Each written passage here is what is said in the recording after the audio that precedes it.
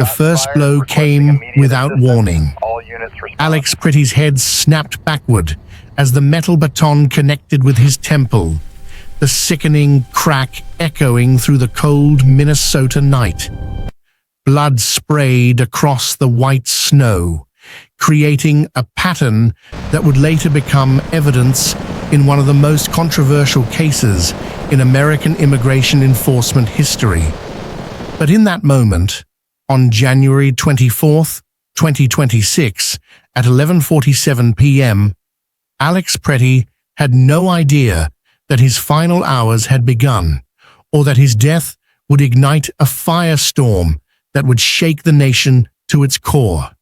His knees buckled, but strong hands grabbed him before he could fall.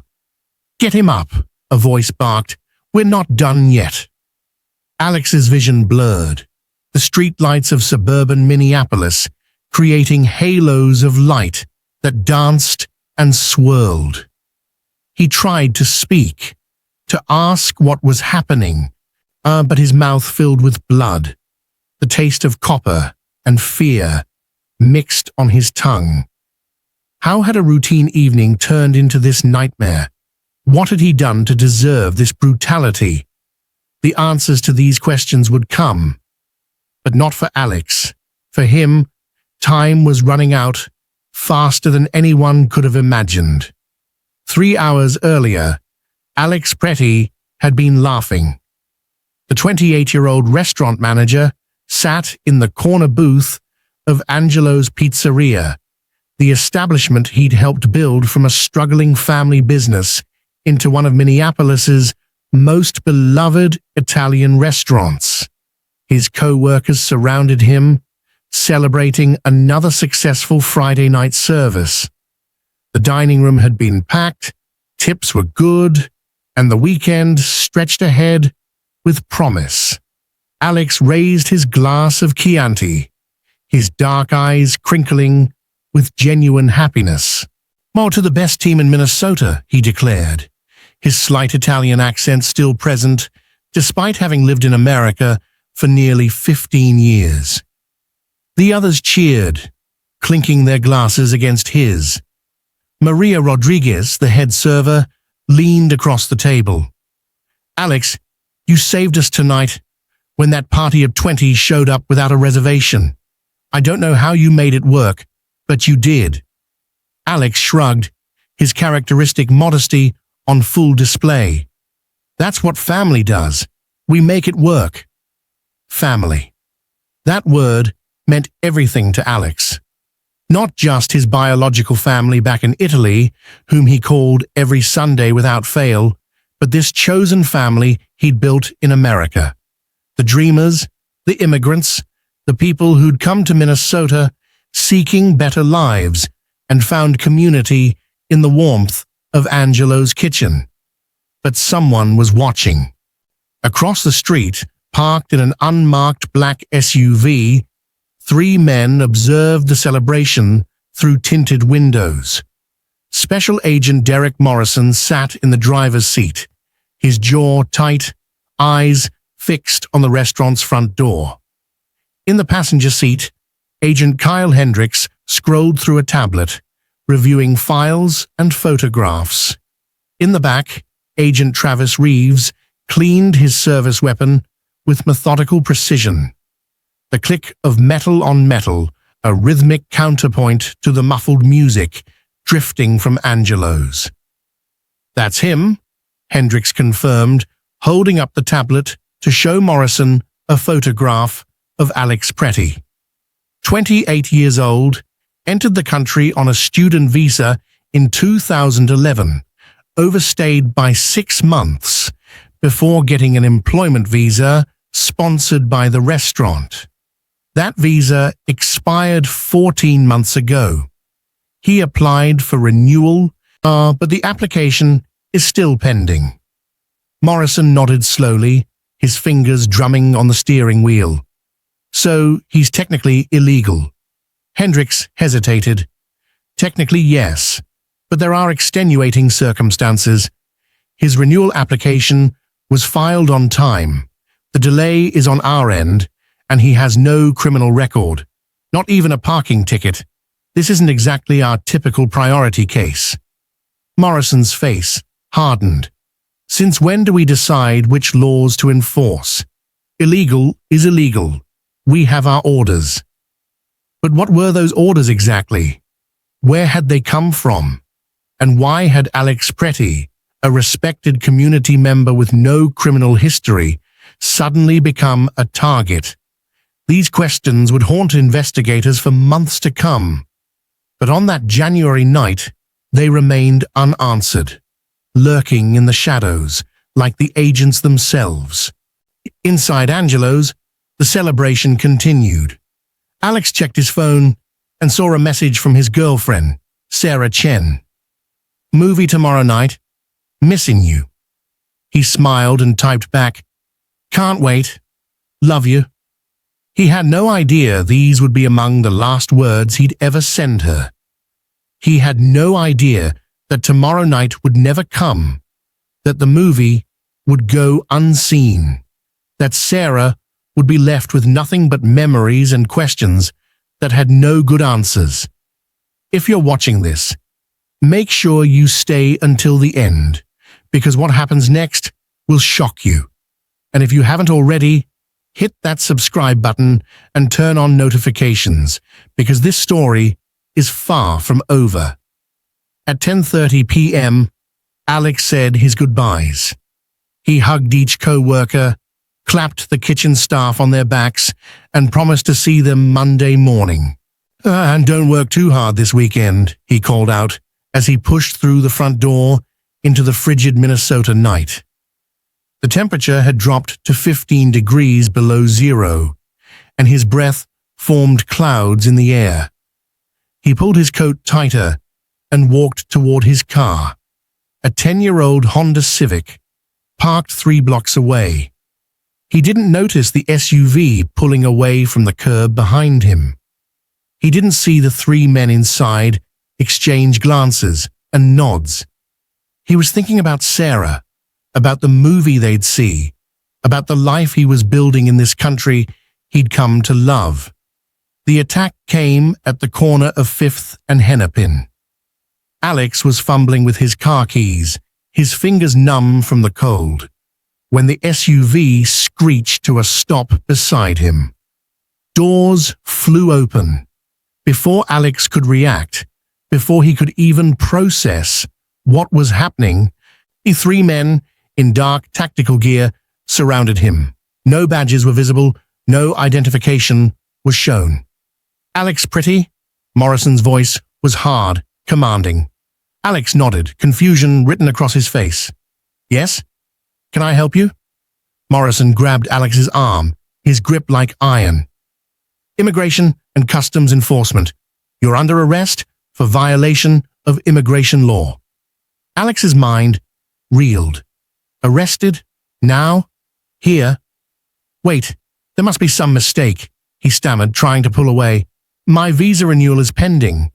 I have documentation. I can show you." Hendricks cut him off. "Save it for the detention center. You have the right to remain silent." But Alex couldn't remain silent. Panic flooded through him.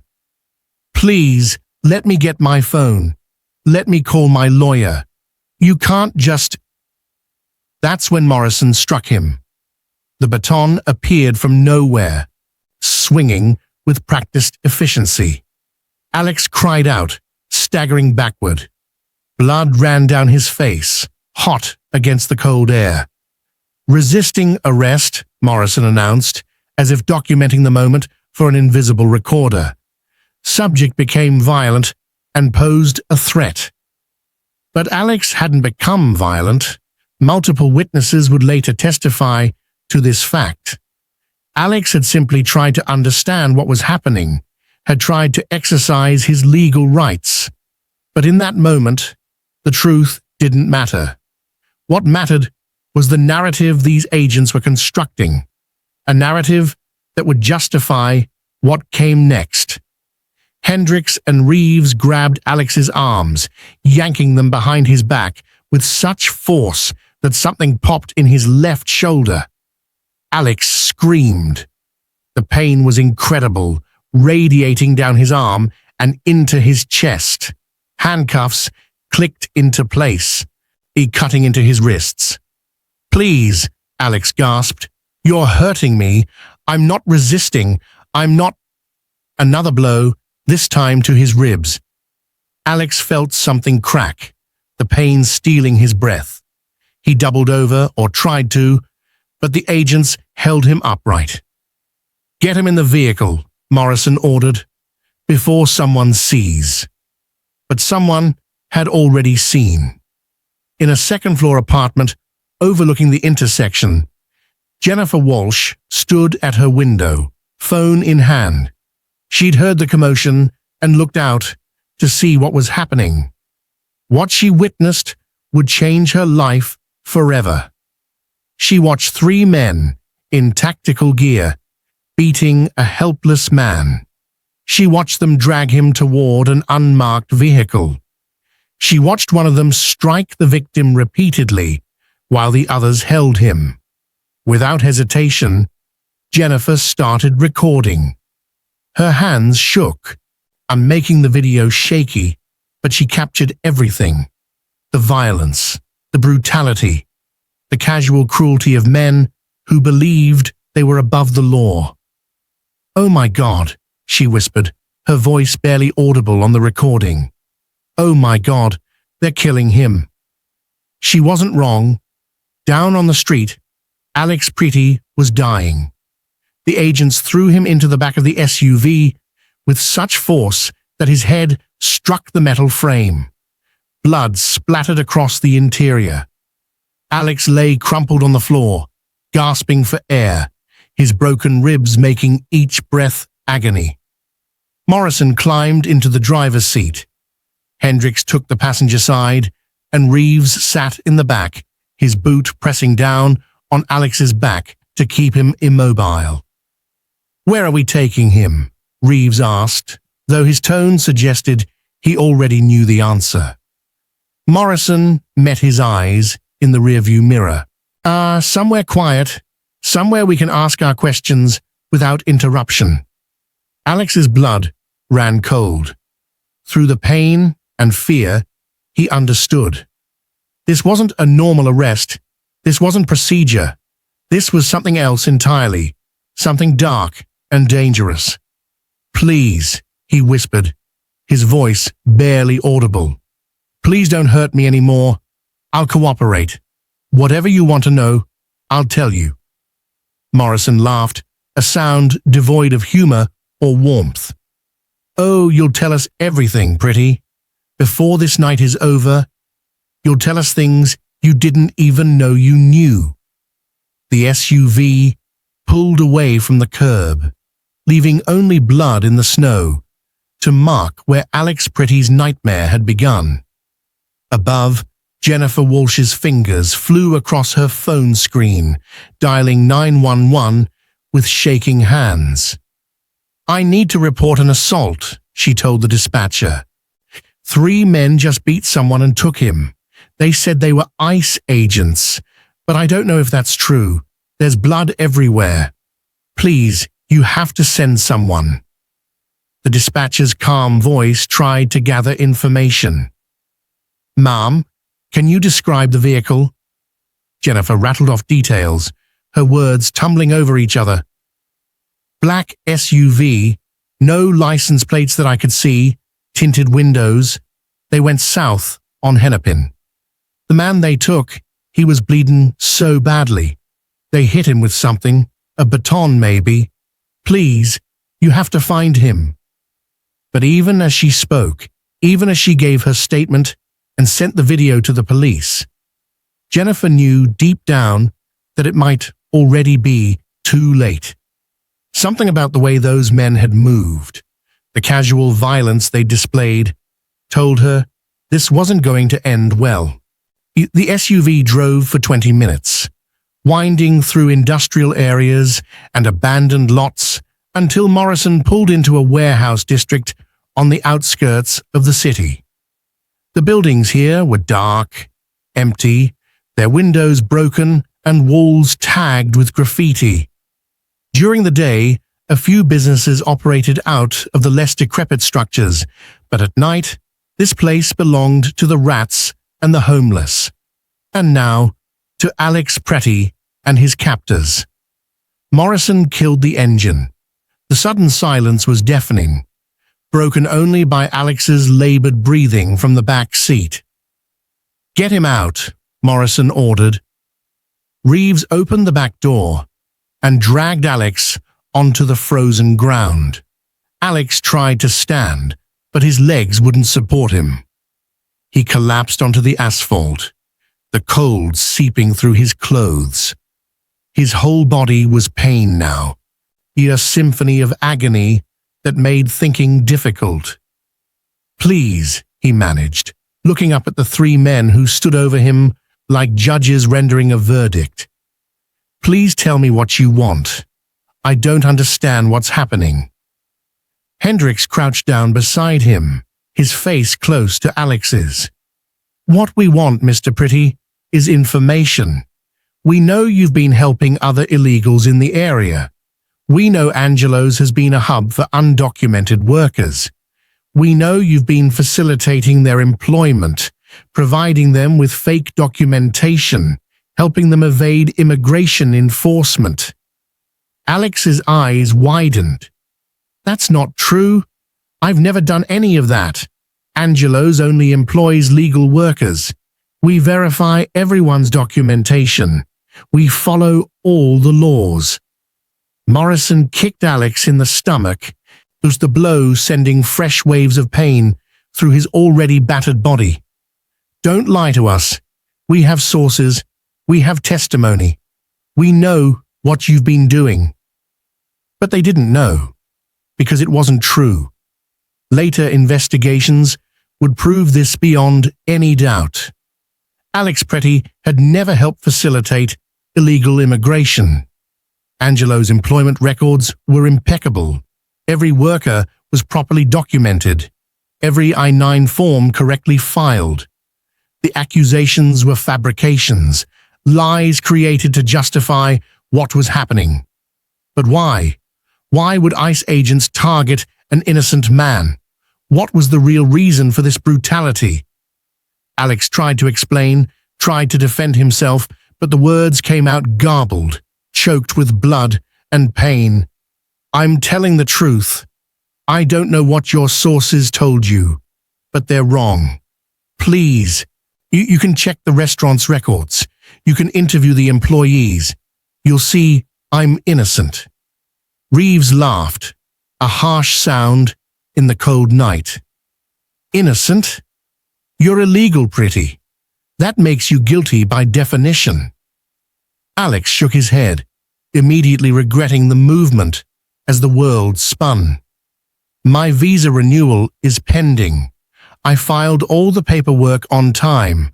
I'm in legal limbo, yes, but I haven't broken any laws." Morrison pulled out his phone, scrolling through something. "Your application was denied 3 days ago. You're here illegally. You have no right to remain in this country." Alex's heart stopped. Denied? That couldn't be right. His lawyer had assured him the renewal was a formality, that his clean record and steady employment made approval almost certain. "I didn't know," he whispered. "I haven't received any notification. If my application was denied, I have the right to appeal to—" Another kick, this time from Hendricks. "You have no rights. You're not a citizen. You're a criminal who's overstayed his welcome." Alex tasted blood, felt his consciousness starting to slip. The cold, the pain, the fear. It was all too much. His body was shutting down, going into shock. But his mind clung to one desperate hope. This was still America. Even if his visa had been denied, even if he was technically here illegally, he still had rights. He had the right to due process, to legal representation, to humane treatment, didn't he? "I want a lawyer," he managed to say, the words clear despite his condition. "I have the right to legal representation." Morrison crouched beside him, his face inches from Alex's. You want to know what your rights are, Pretti? Your rights are whatever I say they are. Out here, in this place, at this time, I am the law. I am judge, jury, and executioner. And I've already made my judgment. The words hung in the frozen air like a death sentence, because that's exactly what they were. If you're still watching, thank you for staying with us through this difficult story. What happens next is even more disturbing, so viewer discretion is advised. Make sure to like this video and leave a comment letting us know your thoughts on this case. Your engagement helps us continue bringing you these important stories that mainstream media often ignores. Hendricks pulled out a collapsible baton, extending it with a sharp snap. Let's start over, Pretti. Tell us about your network. Give us names, addresses, documentation. Tell us how deep this goes. Alex's mind raced. What network? What was he supposed to confess to? He had no information to give because there was nothing to tell. He was a restaurant manager, not a smuggler or criminal. But these men didn't want the truth. They wanted something else, something Alex couldn't provide, no matter how much they hurt him. There is no network, Alex said, his voice breaking. I swear to God, there's no network. I just work at a restaurant. I serve food. I manage schedules. That's all I do. The baton came down on his leg, and Alex heard the bone break before he felt it. Then the pain hit, white-hot and all-consuming. He screamed, the sound echoing off the warehouse walls. Reeves stuffed a rag into his mouth, muffling the cries. Quiet, he hissed. You'll wake the whole neighborhood. What neighborhood? They were in an abandoned industrial district. There was no one to hear Alex's screams, no one to witness what was happening. That was the point. Morrison and his team had chosen this location specifically because of its isolation. They could do whatever they wanted here, and no one would know. No one would stop them. They had complete power over Alex Pretti, and they intended to use it. But power corrupts, and absolute power corrupts absolutely. What started as an interrogation was becoming something far worse. Hendricks struck Alex again and again, each blow calculated to inflict maximum pain without killing him immediately. They wanted him alive, wanted him conscious, wanted him to suffer. Give us names, Hendricks demanded between strikes. Tell us who else is involved. Alex could only shake his head, his ability to speak lost to the pain and the rag in his mouth. The tears streamed down his face, mixing with the blood that covered his features. He thought of Sarah, of his co-workers, of his family in Italy, who would never understand how their son had died so far from home. Morrison checked his watch. We've been here 30 minutes. We need to speed this up. He looked at Reeves. Your turn. Reeves grinned, an expression that held no joy, only malice. He reached into the SUV and pulled out a toolbox. The sound of metal on metal as he opened it made Alex's stomach turn. What was in that box? What new horrors were about to be inflicted on him? He tried to move, tried to crawl away, but his broken leg made escape impossible. He was helpless, completely at their mercy, and they had no mercy to give. This is your last chance, Pretti, Morrison said, pulling the rag from Alex's mouth. When tell us what we want to know, and this ends quickly. Stay silent, and it ends slowly, very slowly. Alex gasped for air, his lungs burning. I don't know what you want me to say. Please, I'm telling you the truth. There's nothing to tell. I'm just a restaurant manager, That's all I am. That's all I've ever been. Morrison sighed, as if disappointed by Alex's response. Wrong answer. Reeves pulled out a pair of pliers. Alex's eyes went wide with terror. No, he whimpered. Please, no, don't do this. I'm begging you. But his pleas fell on deaf ears. Reeves grabbed Alex's left hand, prying it open, despite Alex's attempts to resist. The first fingernail came off with a wet, tearing sound. Alex's scream was primal, animal, the sound of a man being pushed beyond all endurance. His vision went white with pain, his mind retreating to some distant place where this wasn't happening, where he was safe and whole and free. But that place was a lie, a fantasy. The truth was cold and brutal and happening right now. Reeves moved to the second fingernail, then the third. Each removal was accompanied by Alex's screams, by his desperate pleas, by his promises to tell them anything if they would just stop.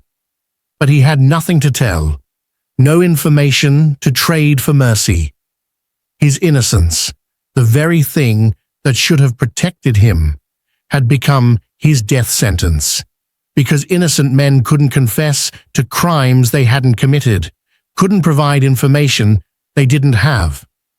After the fifth fingernail, Alex's screams had faded to whimpers.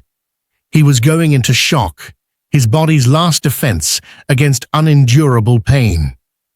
Morrison noticed and cursed. Keep him conscious. We're not done yet. Hendricks pulled out a small vial and a syringe. Adrenaline, he explained, as if Alex cared about the medical details. The injection brought Alex back from the edge, his heart racing, his awareness sharpening. The pain, which had been fading into merciful numbness, came roaring back with renewed intensity. Please, Alex whispered, his voice barely human anymore. Please just kill me. I can't take any more, please. Morrison grabbed Alex's face, forcing him to make eye contact. You'll die when I say you can die, not before. Now, for the last time, give us names. Give us something we can use. Alex's mind was breaking, fragmenting under the assault. He wanted to give them names, wanted to end this torture, but there were no names to give, unless he made them up, and unless he lied and condemned innocent people to save himself. For a moment, he was tempted. The words formed in his mind, random names of co-workers and friends that he could offer up as sacrifices. But even through the pain and fear, Alex Pretti held on to one last shred of humanity. He wouldn't betray innocent people. He wouldn't lie and destroy lives just to end his own suffering. It was a small act of resistance, perhaps meaningless in the grand scheme, but it was all he had left. His integrity, his refusal to become what they wanted him to be. I can't, he whispered. I'm sorry, but I can't tell you what I don't know. Morrison's face twisted with rage. Then you're useless to us. He stood up, brushing off his pants as if he'd simply been doing yard work instead of torturing a human being. Finish it, he told Reeves and Hendricks. Make it look like he resisted arrest and we had no choice. Self-defense. The other two agents nodded, their faces showing no emotion, no hesitation.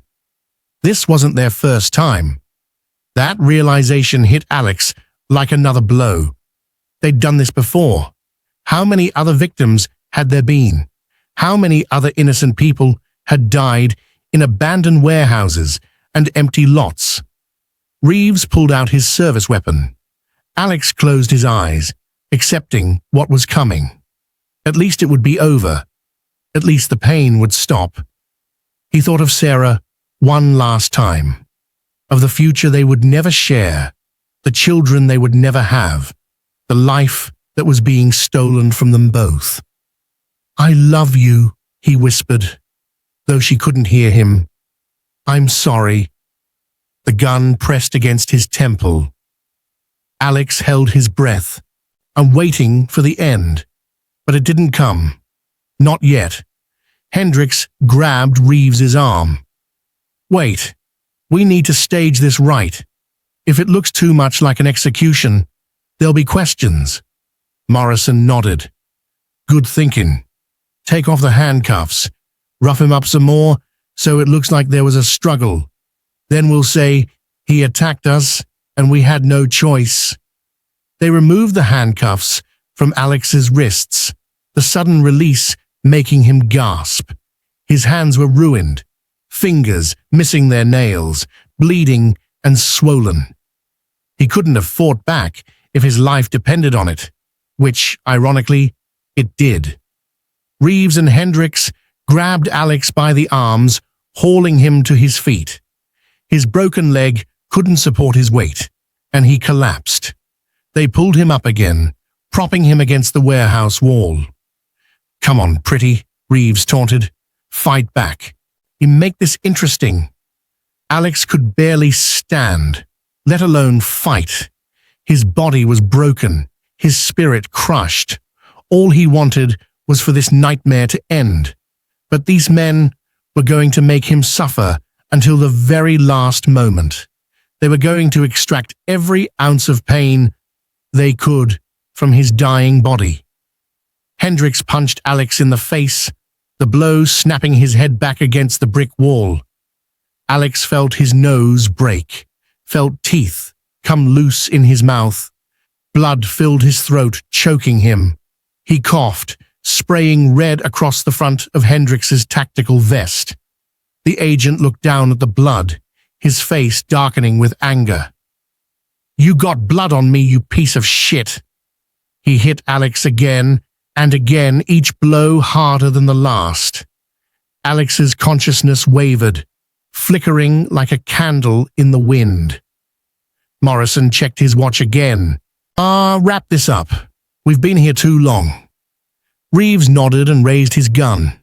This time, there would be no delay, no last-minute reprieve. Alex Pretti's time had run out. The gunshot echoed through the empty warehouse district, the sound rolling out across the frozen landscape.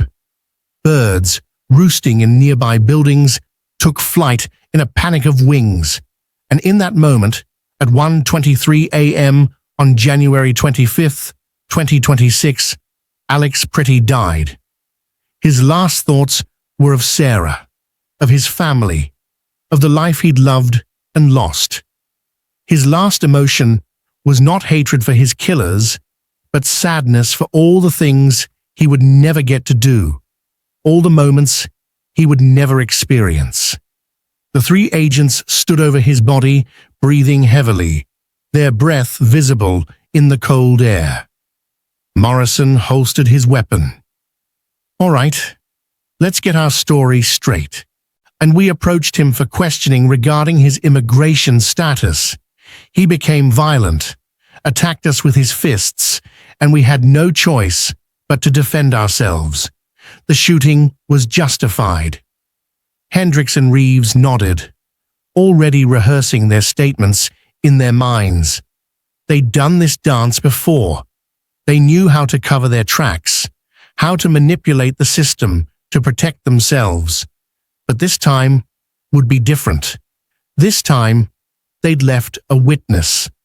Jennifer Walsh's video, already uploaded to the cloud and shared with police, would prove their story was a lie. Security cameras from nearby businesses, their footage pulled by investigators, would show the SUV's arrival and departure, the timeline of events, forensic evidence, the pattern of Alex's injuries, the lack of defensive wounds on the agents, yet would contradict their self-defense claims. The truth, so carefully hidden by Morrison and his team, would eventually come to light. But that wouldn't bring Alex Pretti back to life. The agents loaded Alex's body into the back of the SUV, wrapping it in a plastic tarp they'd brought for this exact purpose.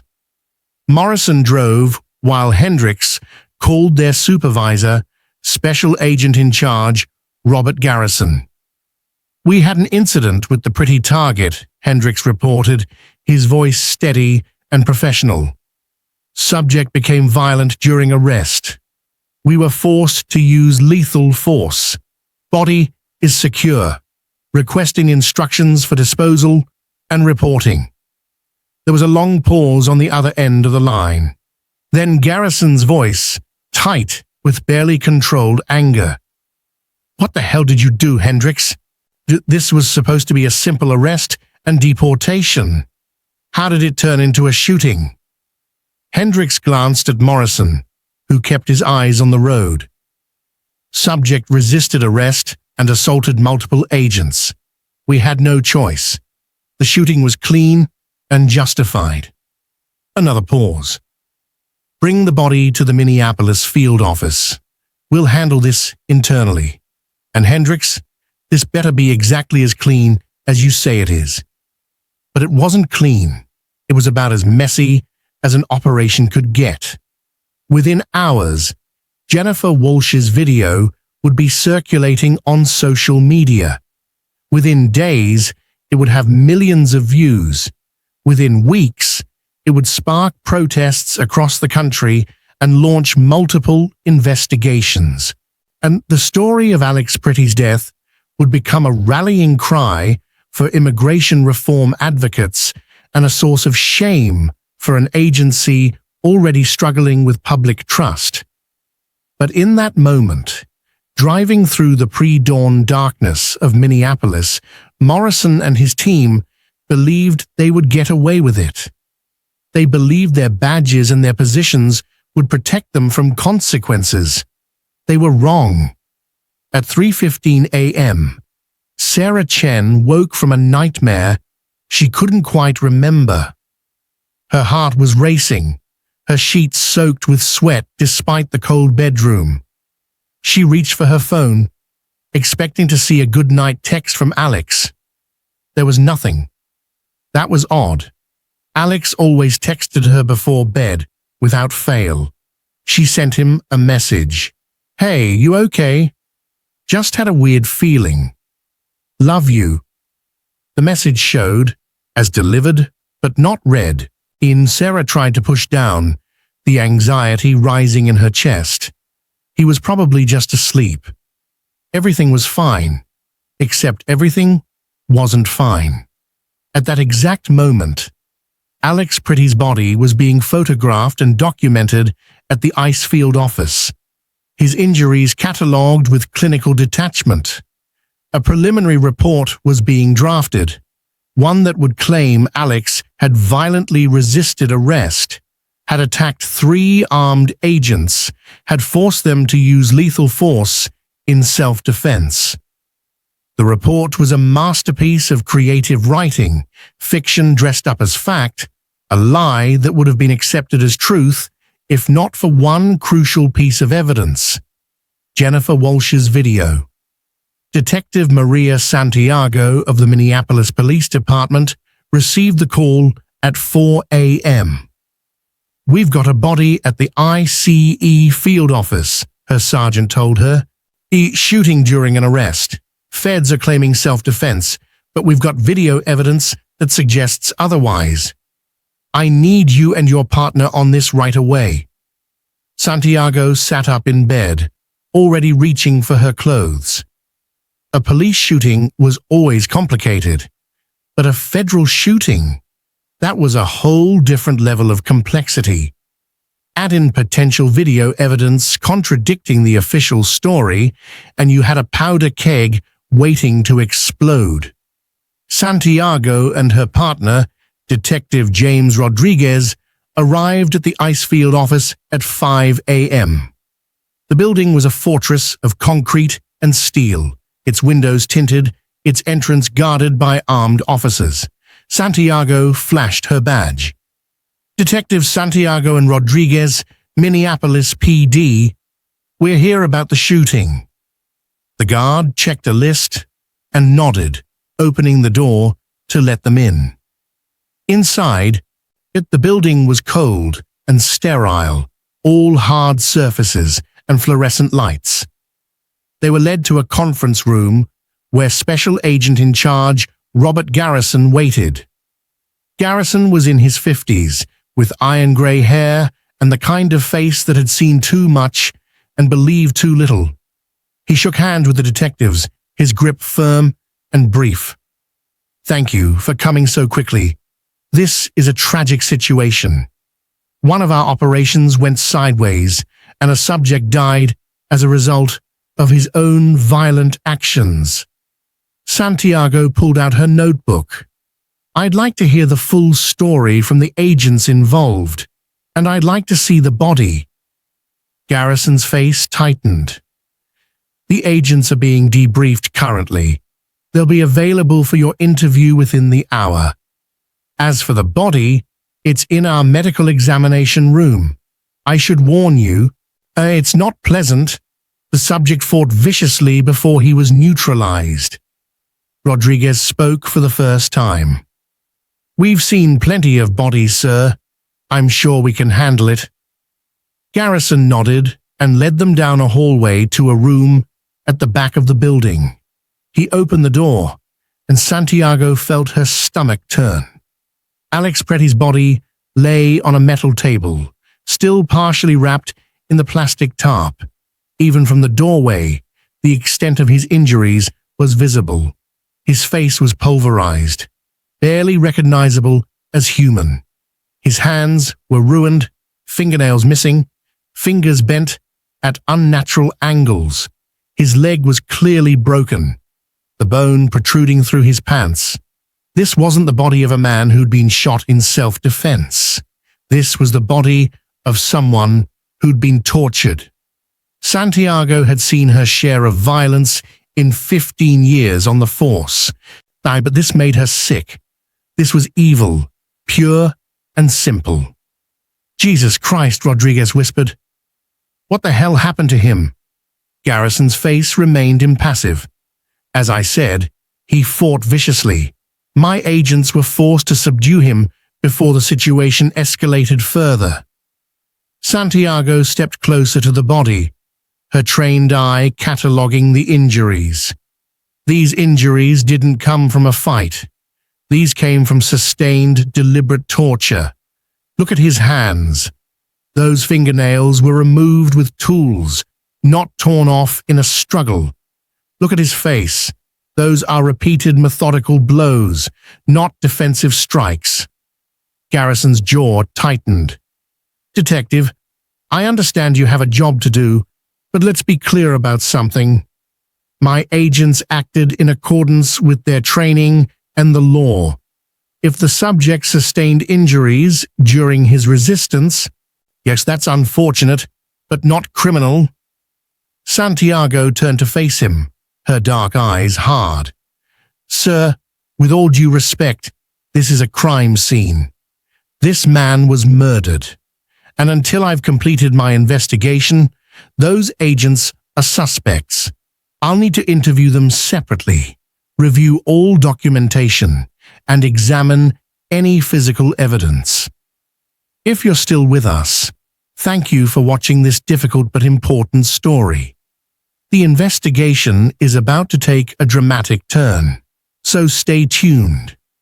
And if you appreciate the work we're doing to bring you these stories, please hit that like button and consider subscribing to our channel.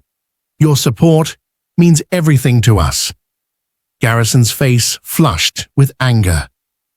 "These are federal agents, detective. They were performing their sworn duties. You can't just waltz in here and accuse them of murder." Santiago didn't back down. "Actually, I can. Minnesota state law gives us jurisdiction over any homicide that occurs within our borders, federal agents or not. So I'll ask you again. I need to interview the agents involved, and I need access to all documentation related to this operation." The tension in the room was thick enough to cut. Garrison and Santiago stared at each other, neither willing to yield. Rodriguez intervened, his voice diplomatic. "Sir, We all want the same thing here, the truth. If your agents acted appropriately, our investigation will show that. But we need to follow procedure.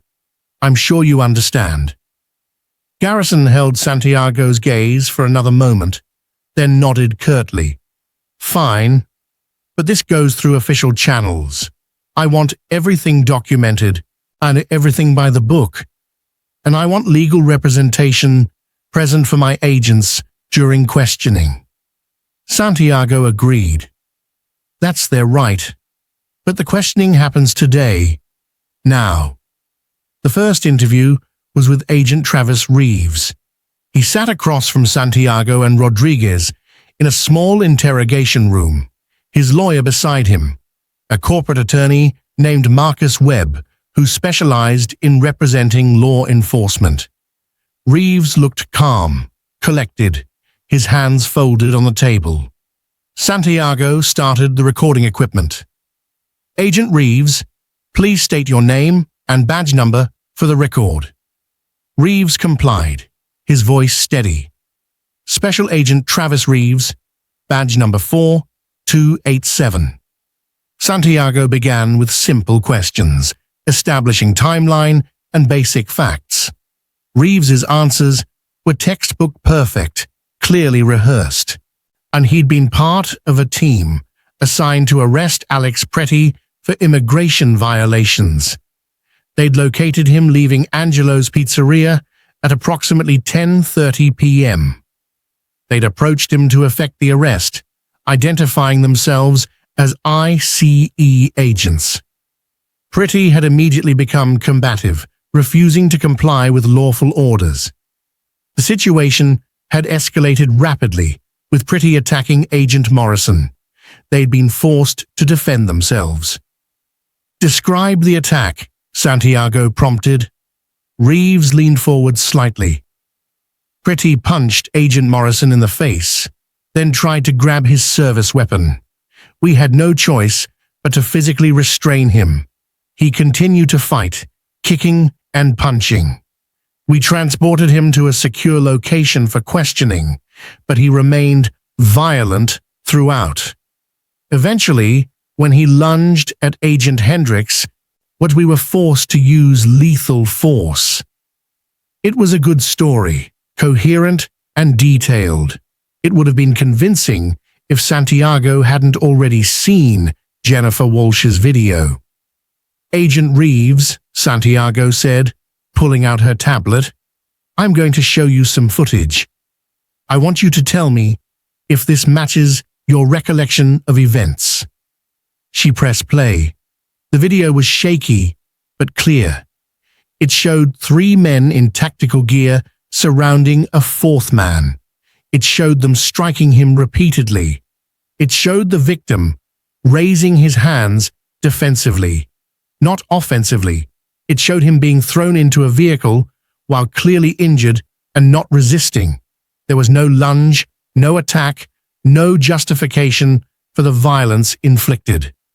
Reeves's face went pale. His lawyer's hand shot out to stop the video. Where did you get this footage? Webb demanded. Santiago smiled coldly. From a witness who observed the initial arrest. This video has already been submitted to the district attorney's office and will be part of any criminal prosecution. So, Agent Reeves, I'll ask you again. Does this video match your recollection of events? Reeves looked at his lawyer, who shook his head. My client has no further comment at this time. The second interview with Agent Kyle Hendricks went similarly. Hendricks told the same story as Reeves, word for word in some places, suggesting they'd coordinated their accounts. When shown the video, he too clammed up, refusing to answer further questions. But Santiago had expected this. What she really wanted was the third interview with Special Agent Derek Morrison. Morrison was the team leader, the one calling the shots. If anyone was going to crack, it would be him.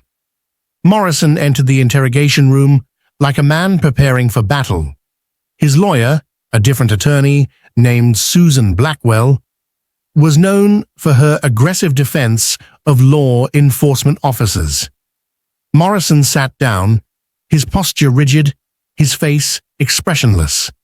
Santiago went through the same preliminary questions, received the same rehearsed answers. Then she played the video. Morrison watched it without reaction, his face a mask. When it finished, he leaned back in his chair. That video doesn't show the whole story. It starts after Pretti became violent. Santiago raised an eyebrow. Really? Because the timestamp shows it starting at 10:47 p.m., which according to your own statement is when you first approached Mr. Pretti. There's no before for this video. This is the entire encounter. Morrison's jaw clenched. The witness obviously edited it, cut out the parts that would have shown Pretti's initial attack. Rodriguez jumped in.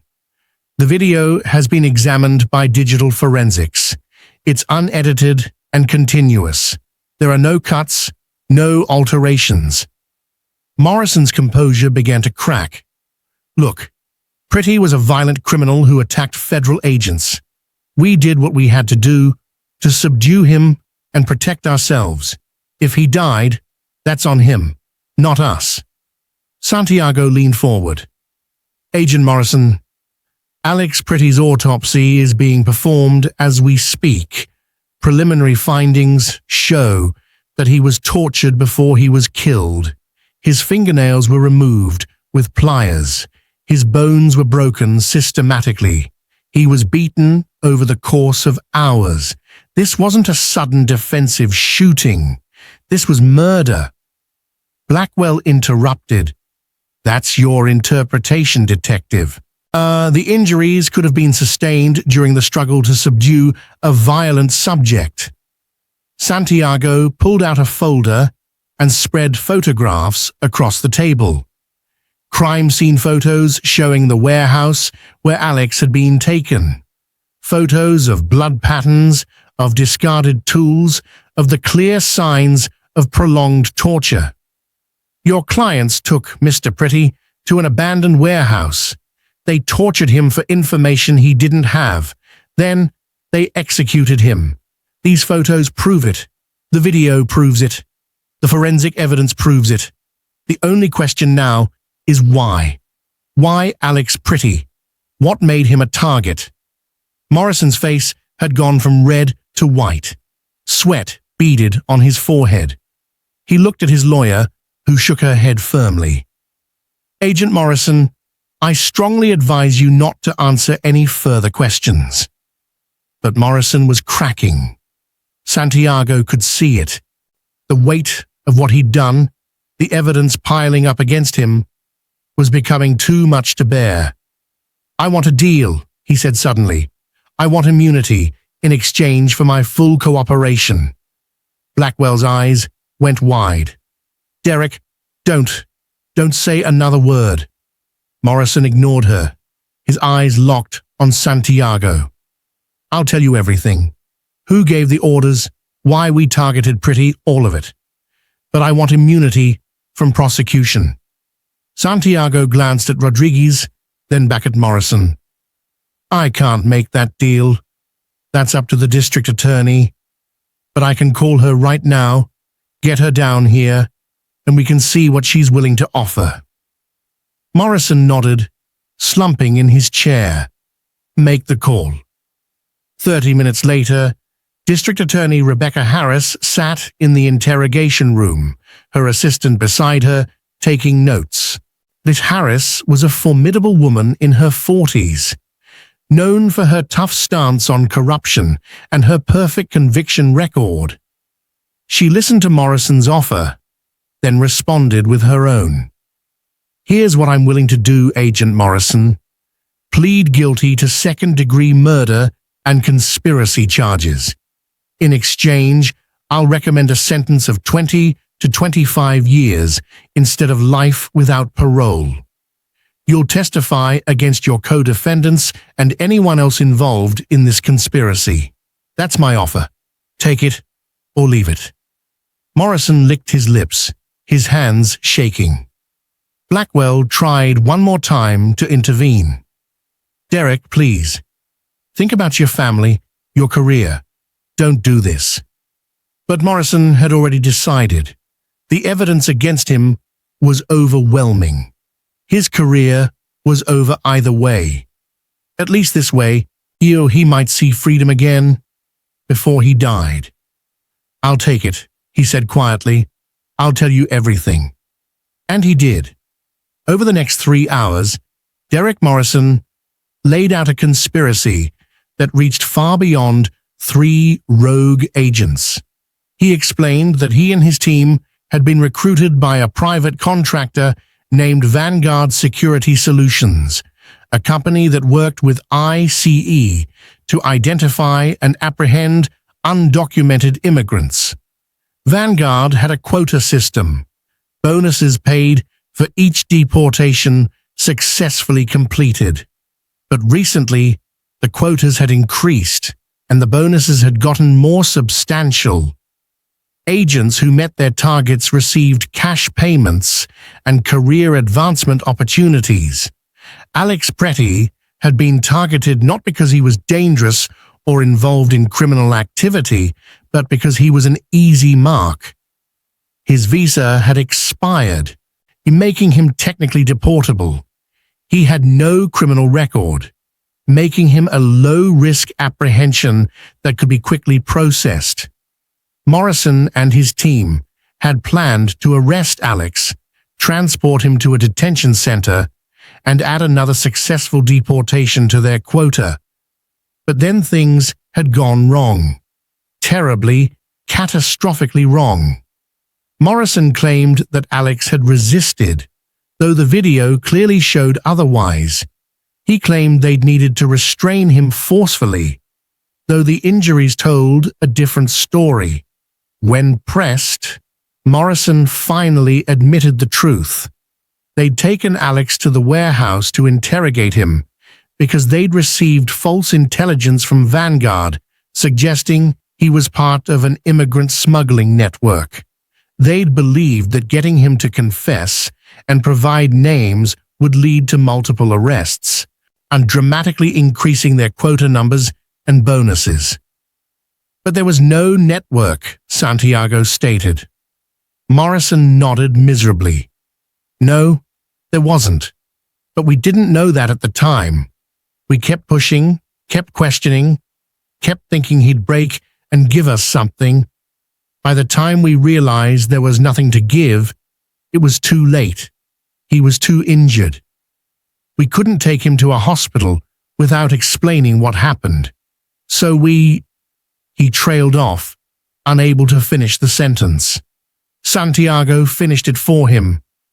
So you killed him to cover up your crimes? Morrison looked down at his hands. Yes. The single word hung in the air like a condemnation. Harris gathered her files. I'll have the plea agreement drawn up. In the meantime, Agent Morrison, you're under arrest for the murder of Alex Pretti. She nodded to Rodriguez, who stood and pulled out handcuffs. Derek Morrison, you have the right to remain silent. Anything you say can and will be used against you in a court of law. As Morrison was led away, Santiago sat alone in the interrogation room, processing everything she'd learned. This wasn't just about 3 corrupt agents. This was about a system that incentivized deportations, that treated human beings as quotas to be met and bonuses to be earned. This was about a company profiting from immigrant suffering and federal agents willing to torture and kill to earn their blood money. Alex Pretti hadn't died because he was guilty of anything. He died because he was worth money to the wrong people, and that truth was more horrifying than any individual act of violence. At 2 p.m. that afternoon, the district attorney, Rebecca Harris, held a press conference. News crews from across the state packed the conference room, cameras ready, reporters eager for details. Harris stood at the podium, her face grim. "Ladies and gentlemen, thank you for coming. This morning, my office filed murder charges against 3 ICE agents in connection with the death of Alex Pretti. We have evidence that Mr. Pretti was arrested without proper cause, transported to a secondary location, tortured for several hours, and ultimately executed. This is one of the most disturbing cases of law enforcement misconduct I have encountered in my career." The room erupted with questions. Harris held up her hand for silence. "I'll take questions in a moment. First, I want to speak directly to Mr. Pretti's family and loved ones. Alex Pretti was a valued member of our community. He was a hard-working man who contributed to our society and asked for nothing more than the opportunity to build a life here. What happened to him was not justice, it was murder. And I promise you, we will pursue this case with every resource at our disposal."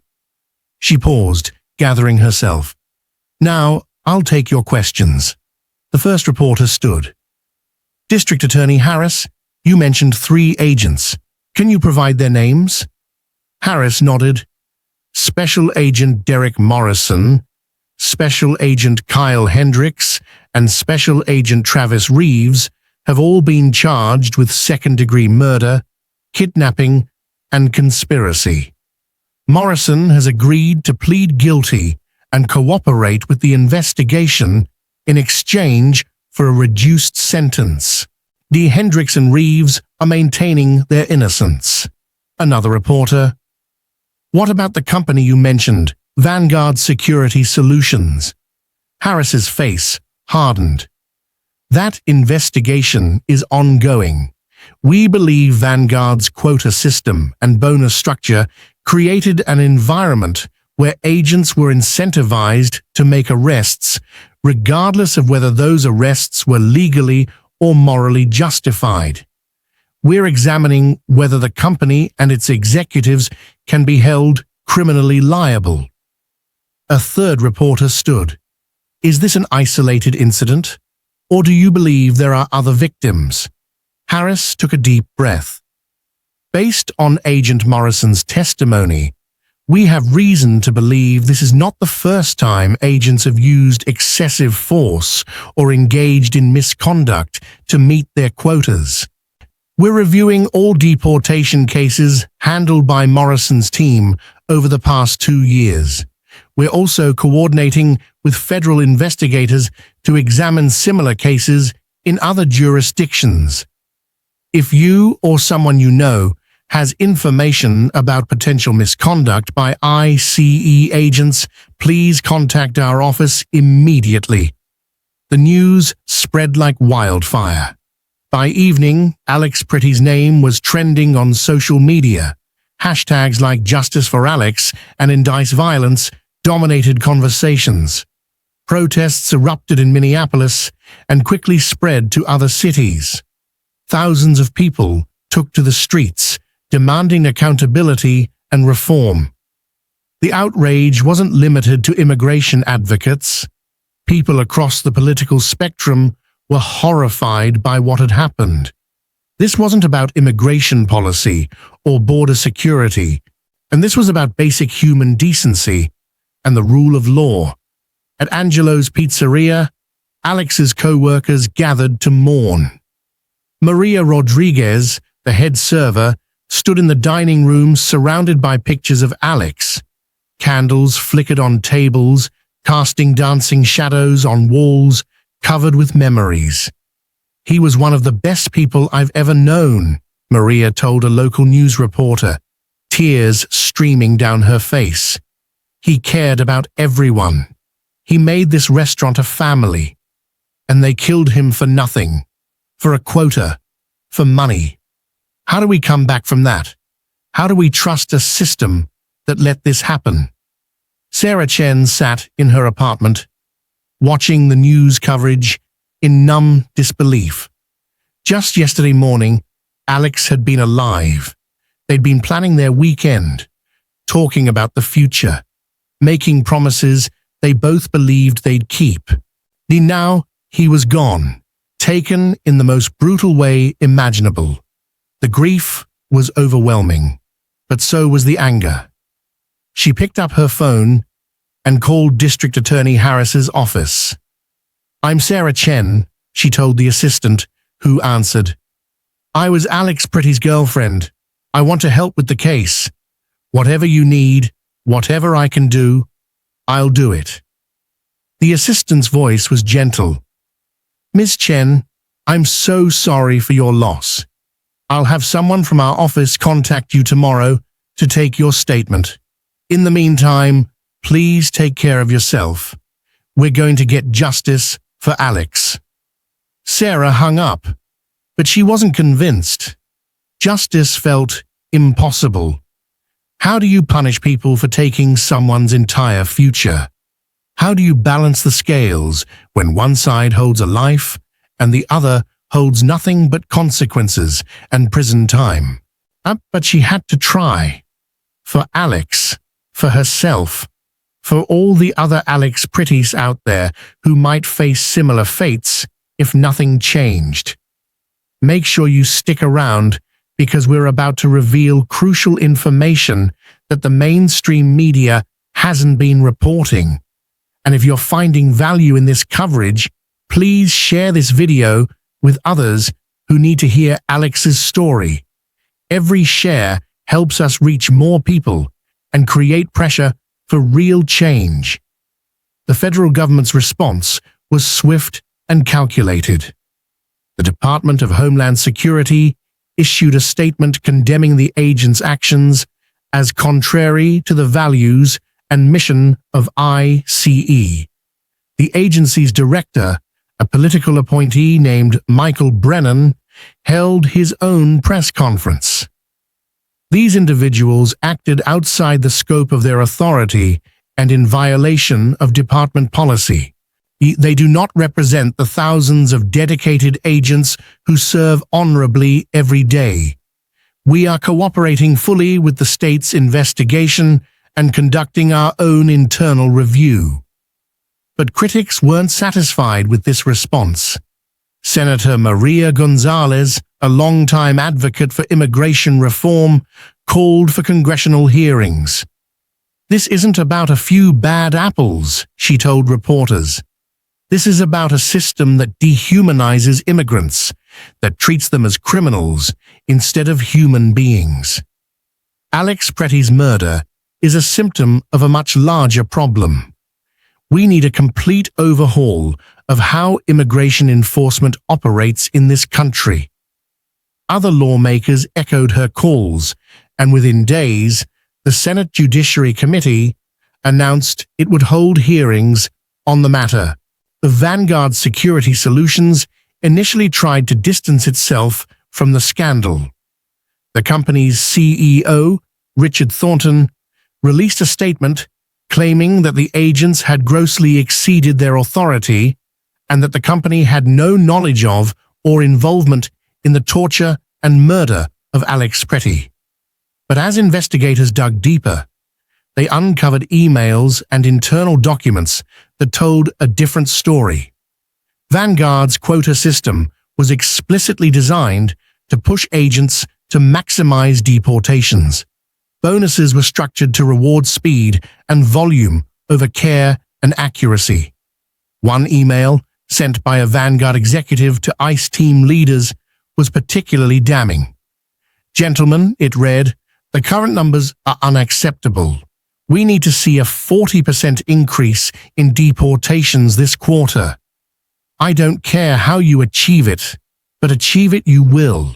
Your bonuses and continued employment depend on your ability to meet these targets." The email was dated 3 weeks before Alex Pretti's arrest. When confronted with this evidence, Thornton resigned, and Vanguard's board of directors announced they were suspending the quota system pending a full review. But the damage was done. Subsequent investigations revealed that Vanguard's practices had created a culture of aggression and corner-cutting throughout ICE. Agents felt pressured to make arrests even in questionable cases. They felt incentivized to prioritize quantity over legality. The result was a system ripe for abuse, where someone like Alex Pretti could be targeted not because he was a threat, but because he was convenient. And while most agents didn't resort to torture and murder, many had cut corners, violated due process, and treated immigrants with unnecessary harshness. As the legal case against Morrison, Hendricks, and Reeves progressed, more details emerged about the night Alex died.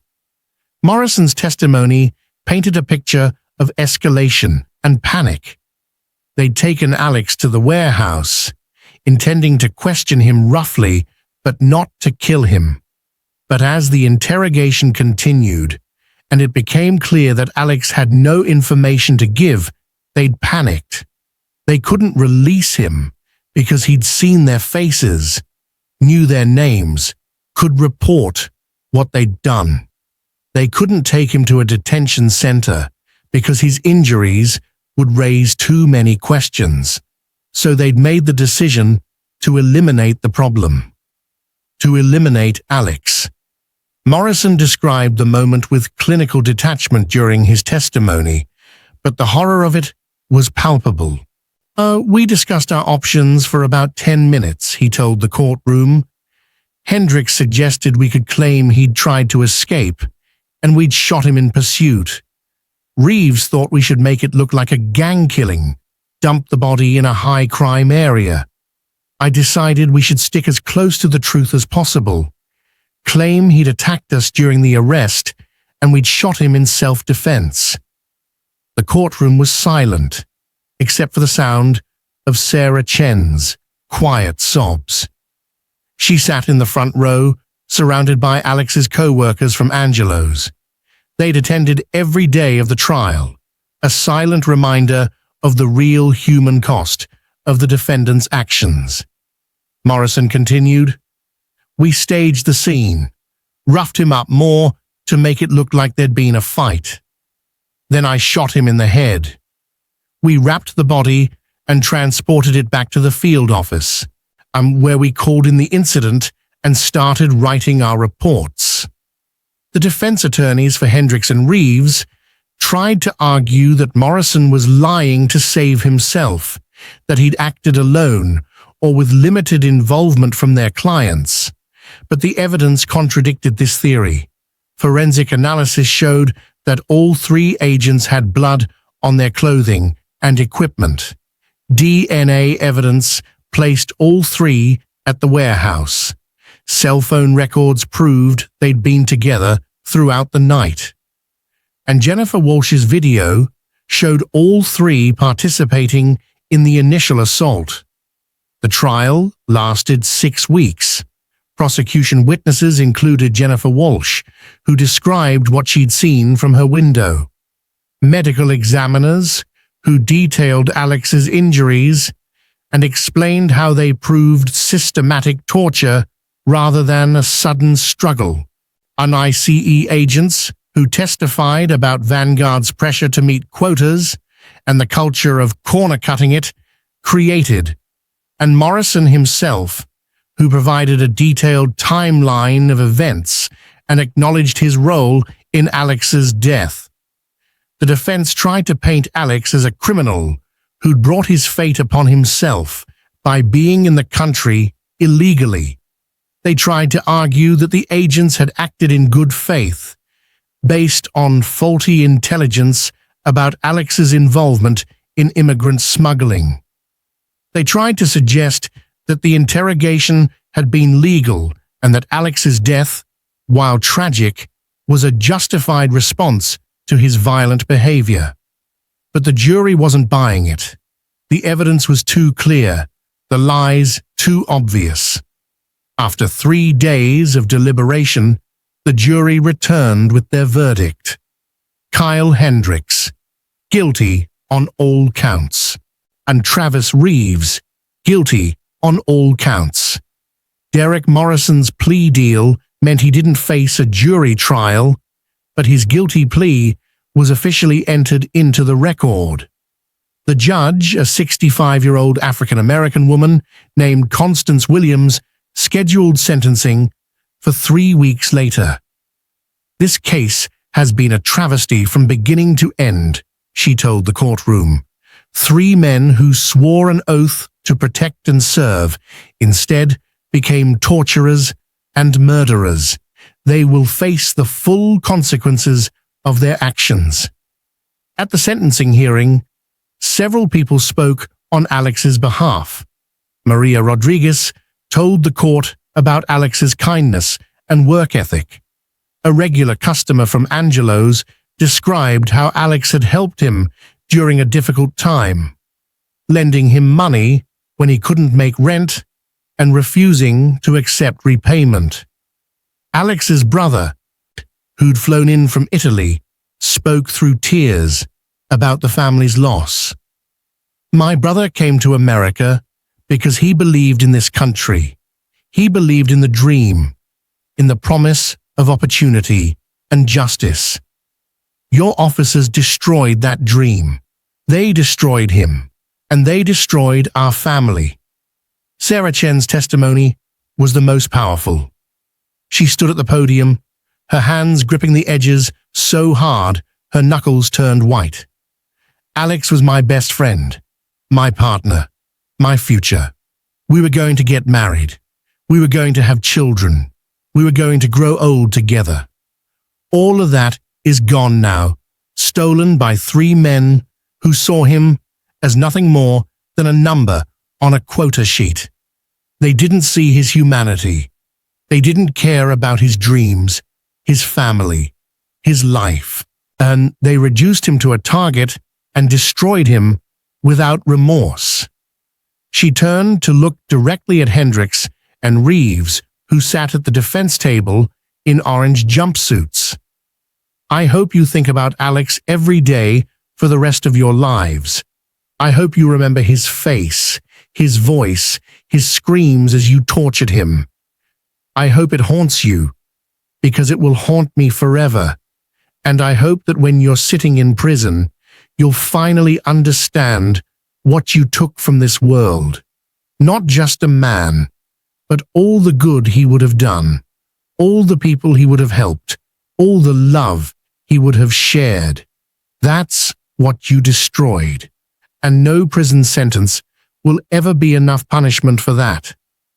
Judge Williams sentenced Hendricks and Reeves to life in prison without the possibility of parole. Morrison, as part of his plea deal, received 25 years. The courtroom erupted in applause, quickly silenced by the bailiff. Williams addressed the defendants one final time. "You betrayed your oaths, you betrayed your country, and you betrayed every immigrant who came to America seeking a better life. You took a good man and destroyed him for profit. That is not justice. That is not law enforcement. That is murder, plain and simple. May you spend every day of your sentences reflecting on what you've done and the life you stole." As the defendants were led away, Sarah felt a hand on her shoulder. She turned to see Maria Rodriguez, tears streaming down both their faces. They embraced, holding each other as the courtroom slowly emptied. Justice had been served. In a legal sense, the men who'd killed Alex would spend the rest of their lives in prison. But justice couldn't bring Alex back. It couldn't restore what had been lost. It was a hollow victory, necessary but unsatisfying. The civil lawsuit came next. Sarah, representing Alex's estate, filed a wrongful death suit against Vanguard Security Solutions, the Department of Homeland Security, and ICE. The suit alleged that Vanguard's quota system had created the conditions that led to Alex's death, and that DHS and ICE had failed to properly oversee their contractors and agents. The government fought the suit vigorously, arguing that they couldn't be held liable for the criminal actions of individual agents. Vanguard similarly claimed they had no responsibility for how agents chose to meet their quotas. But Sarah had an excellent legal team, funded by donations from across the country. The people who'd been outraged by Alex's story had contributed to a legal defense fund, raising over $2 million to ensure Sarah could afford the best attorneys available. Those attorneys uncovered a pattern of misconduct that stretched back years. They found evidence that Vanguard had received complaints about aggressive tactics before, but had ignored them. They found evidence that ICE supervisors had been aware of questionable arrests, but had turned a blind eye because the numbers looked good. The discovery process revealed internal emails and memos that were devastating to the defense. One Vanguard executive had written, "We need to push harder on deportations, even if it means bending a few rules. The contract renewal depends on our numbers." An ICE supervisor had responded to a complaint about Morrison's team with, "As long as the arrests stick and we're meeting targets, I don't care about their methods." These documents proved what Sarah's attorneys had been arguing, that Alex's death wasn't the result of a few rogue agents, but the inevitable consequence of a corrupt system. The case settled before going to trial.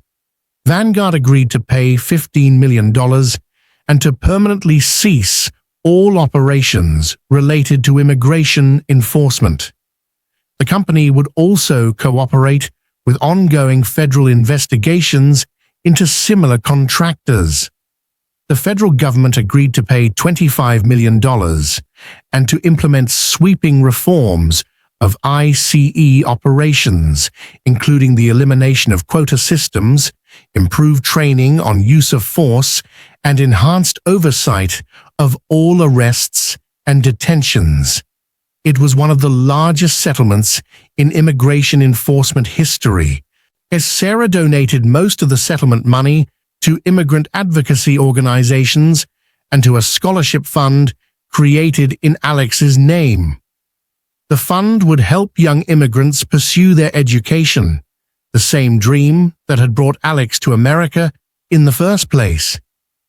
This money came from Alex's death, Sarah explained during a press conference announcing the donation. "I can't keep it. It would feel like profiting from his murder. But I can use it to help others like him, to ensure that some good comes from this tragedy." The congressional hearings produced more revelations and led to legislative proposals for ICE reform. Senator Gonzalez introduced a bill that would ban quota systems for immigration enforcement, require body cameras for all ICE agents during arrests,